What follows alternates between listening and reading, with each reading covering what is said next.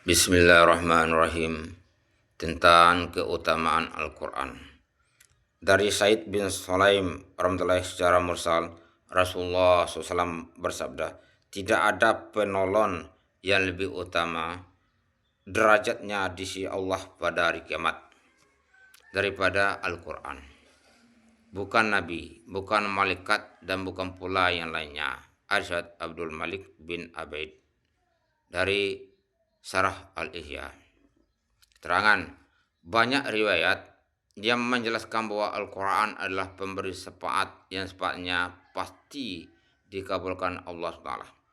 Semoga Allah SWT dengan kemuliaannya menjadikan Al-Quran sebagai syafaat bagi kita, bukan sebagai penuntut atau penentang kita. Bahasa meriwayatkan bahwa jika seseorang meninggal dunia sementara di rumahnya orang-orang sibuk dengan kain kafan dan persiapan pengebumiannya, tiba-tiba ada seseorang yang sangat tampan berdiri di kepala si mayit. Ketika kain kafan mulai dikenakan, ia berada di antara dada dan kain kafan itu. Ketika sudah dikuburkan dan orang-orang mulai meninggalkannya, datanglah dua malaikat, yaitu Munkar dan Nakir, yang berusaha memisahkan orang tampan itu dari mayat agar memudahkan tanya jawab. Namun si tampan itu berkata, ia adalah sahabat akrabku. Dalam keadaan bagaimanapun aku tidak bisa meninggalkannya. Jika kalian ditugaskan mengenainya, lakukanlah tugas kalian. Aku tidak akan berpisah dengannya sehingga ia dimasukkan ke dalam surga. Lalu ia berpaling kepada sahabatnya dan berkata, aku adalah Al-Quran yang kadang kala engkau baca dengan suara keras dan kadang kala dengan perlahan. Jangan khawatir, setelah menghadapi pertanyaan Munkar Nakir ini, engkau tidak akan lagi mengalami kesulitan. Setelah para malaikat itu selesai memberi pertanyaan, ia menghamparkan tempat tidur dan permadani sutra yang penuh dengan kasturi dari malaik Allah. Semoga Allah SWT dengan keutamaannya mengaruniakan hal itu kepada kita. Dari Abdullah bin Amr, Rasulullah SAW bersabda, barang siapa membaca Al-Quran, maka ia telah menyimpan ilmu kenabian di antara kedua lambungnya. Sekalipun wahyu tidak diturunkan kepadanya, tidak pantas bagi hafiz Al-Quran memarahi seorang pemarah dan bertindak bodoh terhadap orang bodoh, sedangkan Al-Quran berada dalam dadanya. Hadis Hakim. Terangan, disebabkan wahyu kepada Nabi SAW terhenti, dengan demikian wahyu tidak akan turun lagi. Namun karena ia adalah kalamullah yang suci, tidak tertutup kemungkinan ilmu nubuwah belum tertutup. Orang yang telah memperoleh ilmu nubuwah sangat penting baginya untuk menunjukkan akhlak mulia dan menjauhi akhlak yang buruk.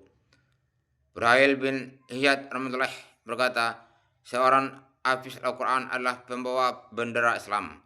Sangat tidak pantas baginya bercampur gaul dengan ahli maksiat dan orang-orang yang lalai atau tidak berguna. Dari Ibnu Umar, Rasulullah SAW bersabda, 3 orang yang tidak takut pada hari yang penuh dengan ketakutan dan mereka tidak akan diisap. Mereka berada di atas tumpukan kasturi hingga selesai isap terhadap semua manusia. 1. Pembaca Al-Quran semata-mata karena Allah. Kemudian ia mengimami suatu kaum dan mereka menyukainya. 2. Da'i yang mengajak sholat semata-mata karena Allah Ta'ala. 3. Orang yang menjaga hubungan baik antara dirinya dengan tuannya, juga dengan bawahannya. Arsyad Tabrani. Dari Ibnu Umar anhuma Rasulullah SAW bersabda, 3 orang yang tidak takut pada hari yang penuh dengan ketakutan dan mereka tidak akan diisap. Mereka berada di atas tumpukan kasturi hingga selesai isap terhadap semua manusia. 1. Pembaca Al-Quran semata-mata karena Allah. Kemudian ia mengimami suatu kaum dan mereka menyukainya. 2. Dai yang mengajak sholat semata-mata karena Allah SWT. 3. Orang yang menjaga hubungan baik antara dirinya dengan tuannya, juga dengan bawahannya. Hadis Tabrani.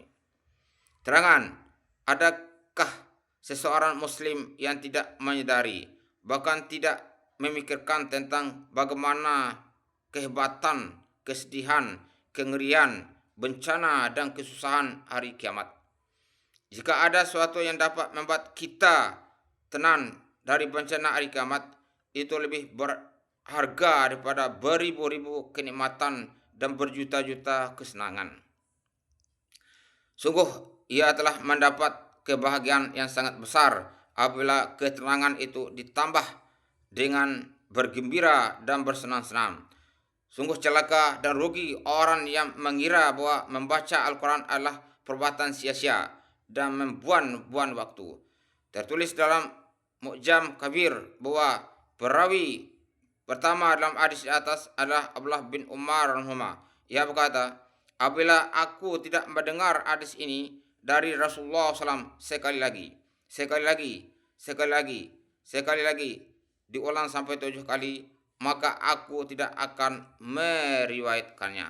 Alhamdulillah, apa yang saya baca dan terangkan, mudah-mudahan diridhoi Allah Taala dan berkuatan untuk menyampaikan pada ilin. Amin.